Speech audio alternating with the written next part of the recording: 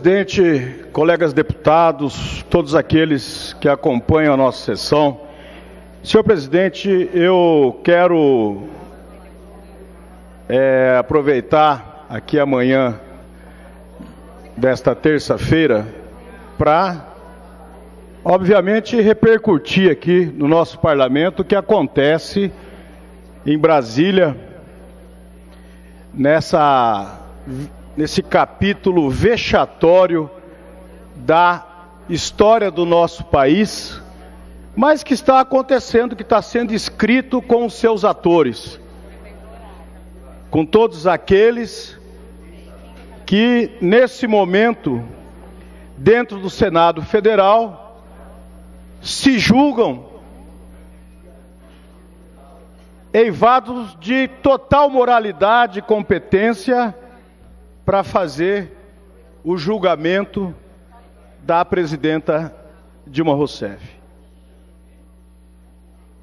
E eu falo isso, senhor presidente, que eu acho importante, até porque eu tenho absoluta convicção que nós estamos, nesse momento, vivendo um período interessante da história do nosso país, que vai ser contado lá para frente, para os nossos filhos, para os nossos netos, para os bisnetos, para as gerações posteriores, que vai registrar, principalmente dos homens públicos, principalmente dos políticos, qual foi a sua posição, o que defendeu, qual que era o seu entendimento nesse período da história do nosso país com relação ao que está acontecendo.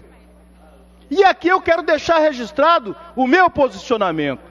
Quero deixar registrado para os meus filhos, para os meus netos, para os meus bisnetos, qual que é o posicionamento, qual que é o entendimento do homem público. O que nós vemos hoje no nosso país é um festival de hipocrisia. O Senado Federal sabe disso. A classe política sabe disso. E uma grande parcela da sociedade brasileira sabe disso. Uma outra parcela que está sendo levada por isso, é levada achando que está fazendo a coisa séria, a coisa certa. Tem muita gente, inclusive que num primeiro momento apoiou o impeachment, que hoje não apoia mais, mas apoiou achando que estava dando um apoio para uma mudança estrutural no nosso país, principalmente no que se diz respeito ao combate à corrupção. E todos nós sabemos que isso é uma farsa, todos nós sabemos que isso é um engodo, todos nós sabemos que isso é uma mentira. Então que fique registrado, o que fez a presidenta Dilma ontem é de uma dignidade que poucas pessoas, principalmente no mundo político, têm. Foi lá encarar os seus algozes, foi lá olhar nos olhos, olhar na cara daqueles que inclusive tiveram junto com elas, vários, como ministros, ou de outros que bajularam ela durante muito tempo, quando era interessante para eles, daqueles que se beneficiaram do poder, daqueles que foram oportunistas. Foi lá encarar, fazer a sua defesa, dizer que não existe crime para tirar um mandato conquistado com por mais de 54 milhões de eleitores, dentro das regras do regime democrático, da democracia tão cara que tanta gente nesse país, inclusive tombou para poder mantê-la, preservar ou conquistá-la, e que nós vemos nesse momento sendo jogada na lata do lixo, de uma forma irresponsável. O Brasil passa recibo para o mundo de um país que nos últimos anos se desenvolveu, combateu desigualdade, deu dignidade, deu oportunidade, deu acesso à universidade, deu trabalho para muita gente. E quando o mundo começa a entender que o Brasil se agiganta, que o Brasil ocupa um outro espaço, do ponto de vista da respeitabilidade, do reconhecimento da sua potência e das qualidades do seu povo, o Brasil apresenta para o mundo uma face não tão boa quanto a de antes. Aliás, uma face extremamente ruim, que vai atrapalhar e muito o nosso país. Não pensem que isso vai custar barato. Não pensem. O clima de instabilidade que jogaram o Brasil a partir da derrota do candidato derrotado a presidente da República do PSDB, que não aceitou a derrota, que ficou resmungando, que duvidou do sistema jurídico eleitoral implantado no nosso país, que começou a articular uma inviabilização do governo que ganhou as eleições, mancomunado com Eduardo Cunha, que a partir do momento que o PT, dentro da Câmara, tomou a decisão de votar pela instauração do processo da sua cassação, começou aí então a vingança do Eduardo Cunha. E é isso aonde nós estamos chegando, pela vingança de um que perdeu a eleição e pela vingança do outro, e seus mais de 200 asseclas, dos quais ele financiou a campanha e que defendem ele dentro do Congresso, dentro da Câmara Municipal, começou esse processo de impeachment. Isso não tem nada a ver com combate à corrupção. Aliás, isso tem muito a ver em tirar do poder a pessoa mais honesta da classe política, que é exatamente a presidenta da República, que não participou em absolutamente nada de nenhum dos desmandos que foram cometidos na República desse país, principalmente durante seu mandato. Não era nela, não é nela, é por isso que os senadores não têm coragem de encarar. Não é nela, os desmandos foram cometidos lá atrás, há muito tempo. Ou ninguém nesse país sabia dos problemas nos financiamentos de campanha? Ninguém sabia. Ninguém nesse país sabia dos problemas na Petrobras e em outras empresas. Ninguém nesse país sabia. Ninguém nesse país sabe como funciona o sistema eleitoral brasileiro, que precisa ser reformado. Ninguém sabia. Aí a Dilma é a culpada de tudo, porque se nós tirarmos ela da presidência, esse país vai mudar completamente. Enganam-se, enganam-se. O que nós defendemos é uma visão de Estado diferente, independente de ser o PT ou qualquer outro partido. As pessoas que têm esse compromisso com dignidade, com combate à desigualdade, com distribuição de renda, podem ter certeza que vão continuar tendo e defendendo esses princípios. Podem ter certeza absoluta disso.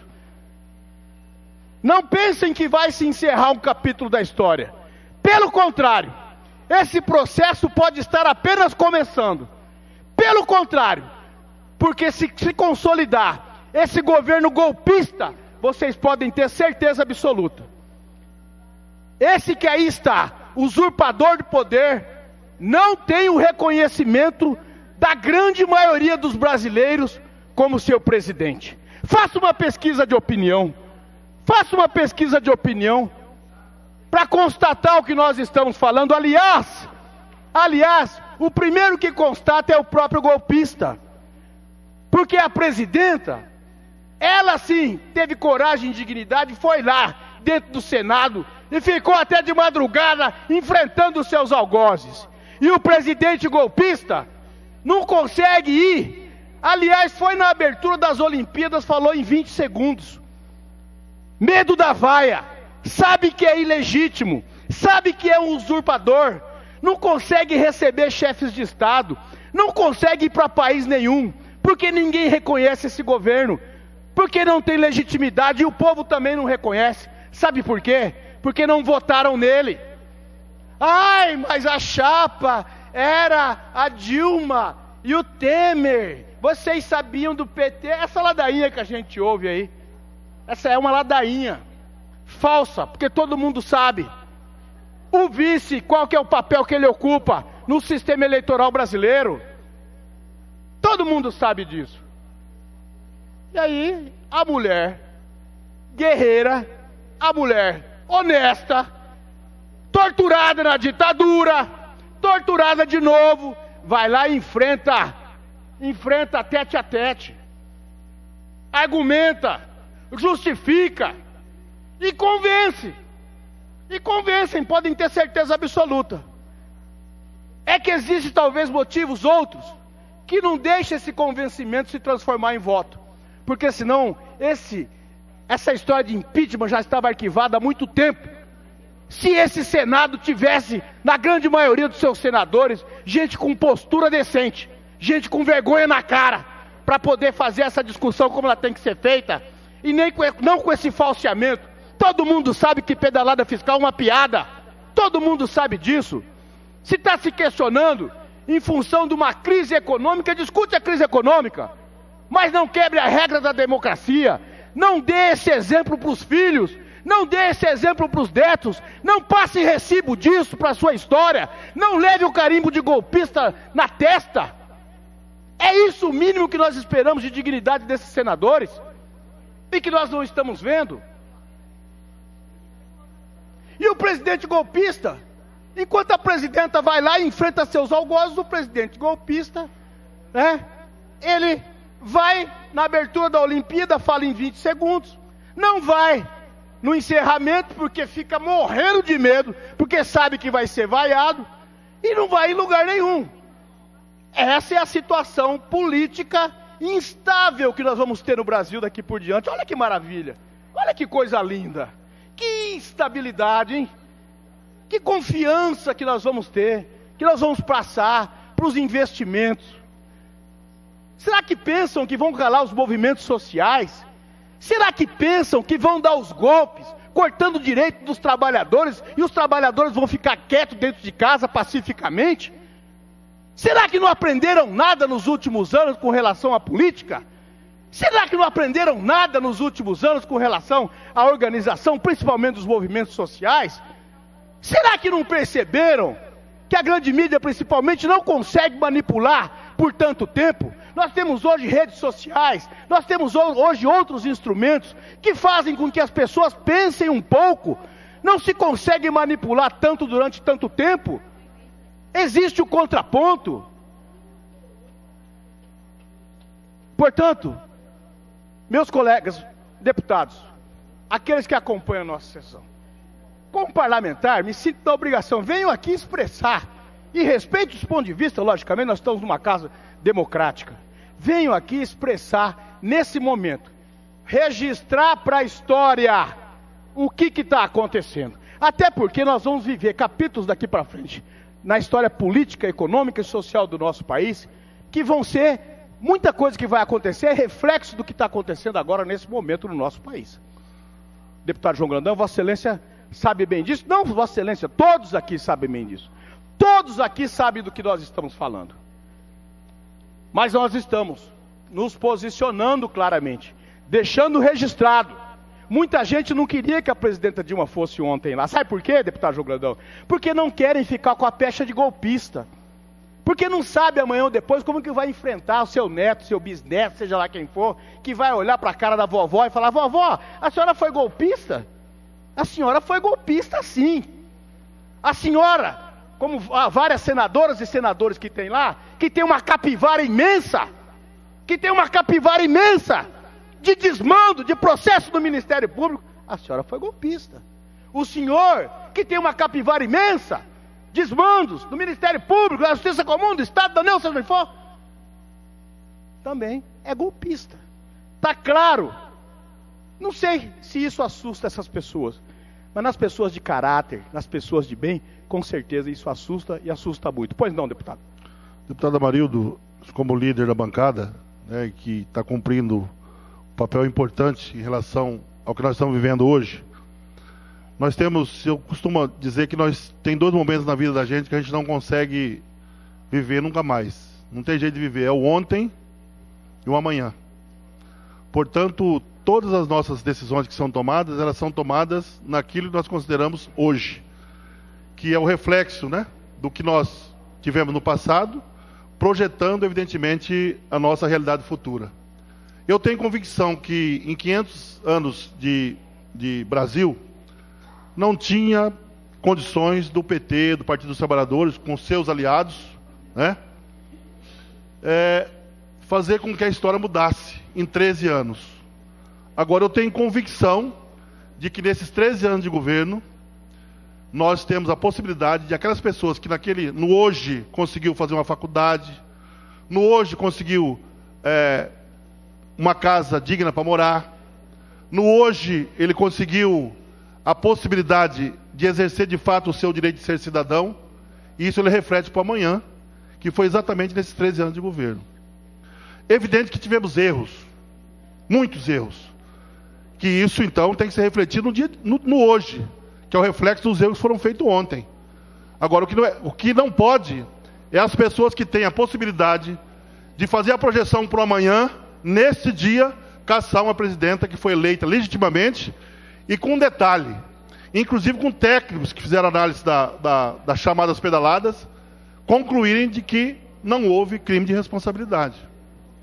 Portanto, a responsabilidade daquele Congresso, eu já estive lá como deputado federal, ela é extremamente importante para o hoje do mundo. Sim. Para o hoje do mundo. Ela é extremamente importante para o hoje da política nesse país. Porque se de repente amanhã ou depois, que a gente não consegue viver o amanhã, chegarem à conclusão de que naquele hoje poderia ter projetado o futuro do país politicamente, não dá mais. Porque já virou ontem. A gente não vive o ontem e o amanhã, a gente vive o hoje.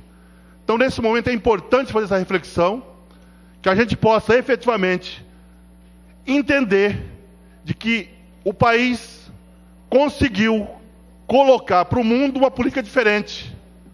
Foi através do governo Lula, do presidente Lula, que conseguiu fazer o G20, que fez um enfrentamento para o mercado como o europeu, que fez um enfrentamento para as grandes potências, abrindo o capital, abrindo a possibilidade de comercialização, abrindo para comercializar com os países asiáticos, comercializando com a Índia, comercializando com a China, com a África, com a África, particularmente com a África, fazendo transmissão de tecnologia. Esse é o governo que está sendo caçado, provavelmente seja caçado. Esse é o governo que instituiu, durante os seus 13 anos, mais de 300% a mais de universidades federais e de institutos federais nesse país. Esse é o governo que em 2003 não existia plano safra da agricultura familiar. Esse é o governo que em 2003 lançou 2 bilhões e 800 milhões para a agricultura familiar, no plano safra, e que hoje chega a mais de 70 bilhões de reais. Esse é o governo que está sendo questionado. Esse é o governo que instituiu a possibilidade de pessoas que nunca imaginavam que fosse frequentar uma faculdade, particularmente faculdade, ser redundante, particular, com os programas de governo hoje consegue fazer. Portanto, eu queria dizer isso. Esse hoje é muito importante para fazer a reflexão política, porque projeta o nosso amanhã. Projeta o nosso amanhã internacionalmente. Projeta o nosso amanhã em relação à fragilidade da democracia, que com certeza a eleição do presidente Lula fortaleceu a democracia na América Latina. Fortaleceu a democracia na América Latina porque entrou um governo que promoveu exatamente mudanças que se constituíram em efetivamente a possibilidade das pessoas viver de fato o seu direito de ser cidadão, de comer, de ter dignidade, de ter moradia, de poder estudar. Tivemos problemas? Tivemos problemas.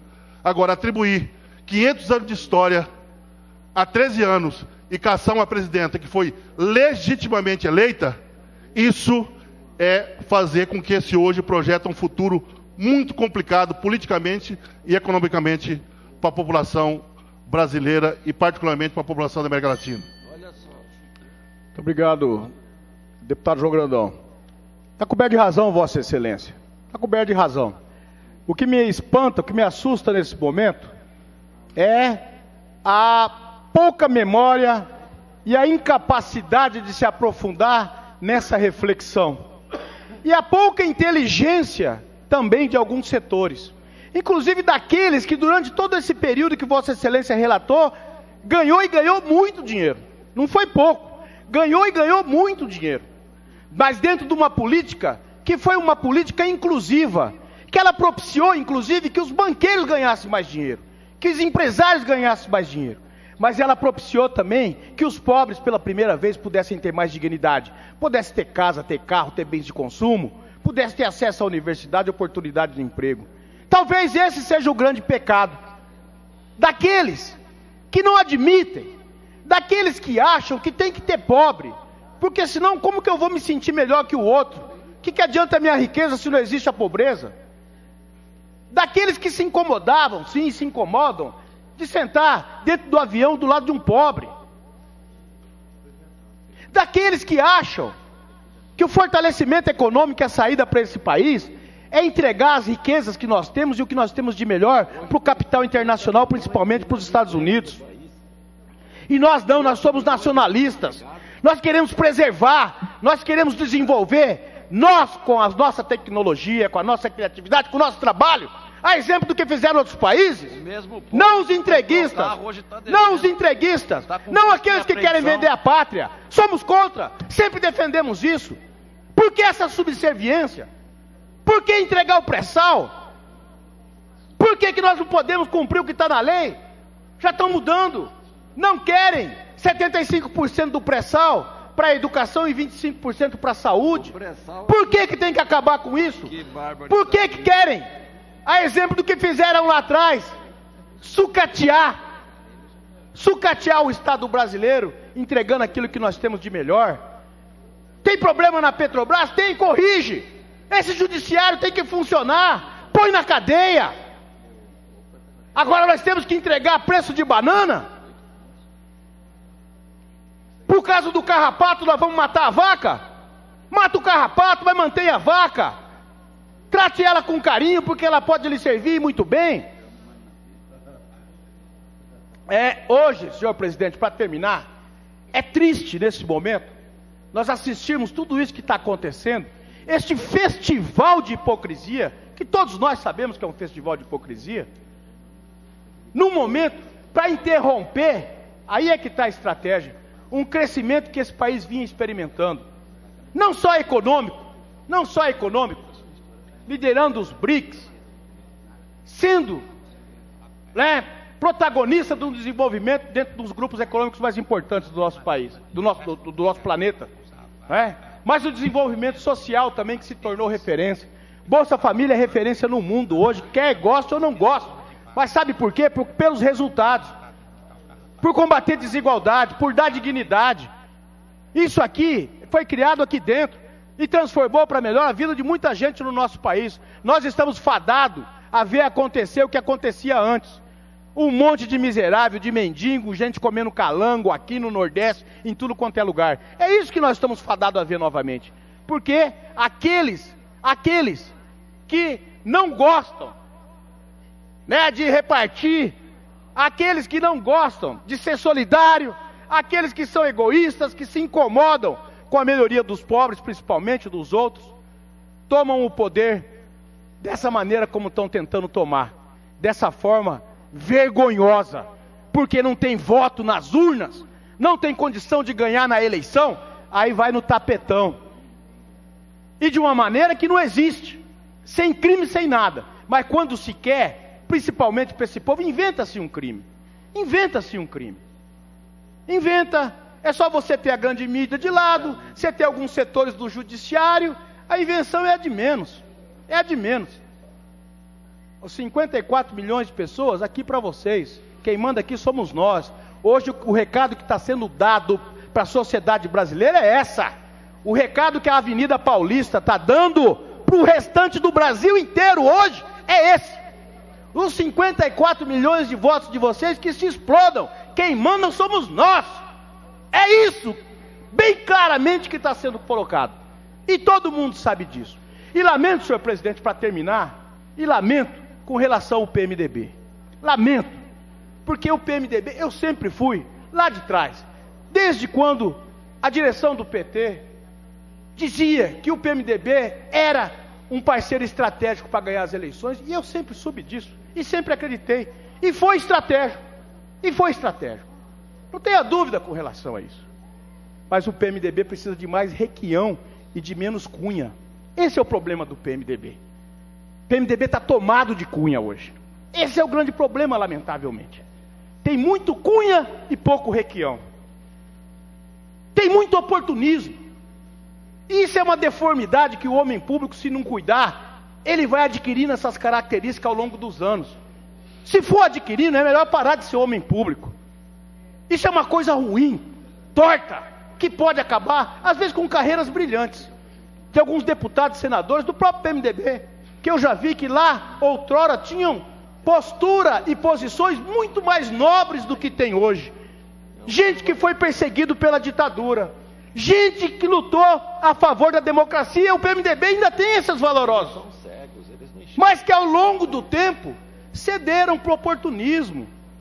Infelizmente, uma sigla importante que tem história no nosso país, mas que se deixou contagiar por essa chaga que acaba com qualquer sistema político em um país sério.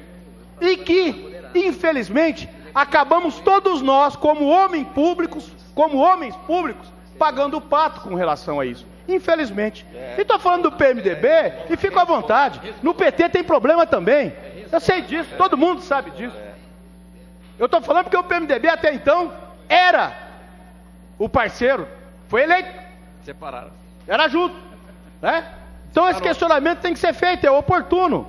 Mas os outros partidos também, o PSDB, né? O PR, todos os outros partidos, aonde que não tem um problema? Vossa Excelência, por 3 minutos. Aliás, agora, nessa discussão, antes das eleições, quando apareceu a janela, deputado Amarildo Cruz, seria importante se eu pudesse vir para o nosso partido. Eu fui convidado para sair do PT por uns 4 partidos. Tá bom. O PT está com um monte de problema, acusação de corrupção, uma série de coisas. O senhor tem que sair, porque o senhor é uma pessoa gente boa e tal, até gosto do senhor, aquela coisa toda. Pô, legal pra caramba, tá bom.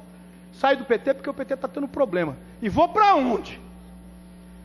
Aonde que é o arauto da moralidade que eu tenho que ir? Que não tem problema. Nesse sistema eleitoral falido do nosso país, não tem um. Então hoje, senhor presidente, para terminar, quem faz política com seriedade, da minha concepção, tem, acima de tudo, combater essa hipocrisia, esse teatro que está sendo feito, e também falar numa coisa que é fundamental para o funcionamento do sistema político brasileiro. Uma reforma política eleitoral necessária, que acabe com essa hipocrisia, e se possa dar legitimidade e representatividade àqueles que são eleitos, que possam fazer com que o eleitor efetivamente tenha condições de discernir entre os bons e os candidatos ruins, entre os bons e os ruins, para poder escolher os melhores. E escolhendo os melhores, aí sim, com certeza nós vamos dar passos importantes para a gente não viver mais o que nós estamos vivendo hoje. Porque o que está acontecendo hoje, no Senado Federal principalmente, me desculpe, mas é uma palhaçada. Muito obrigado.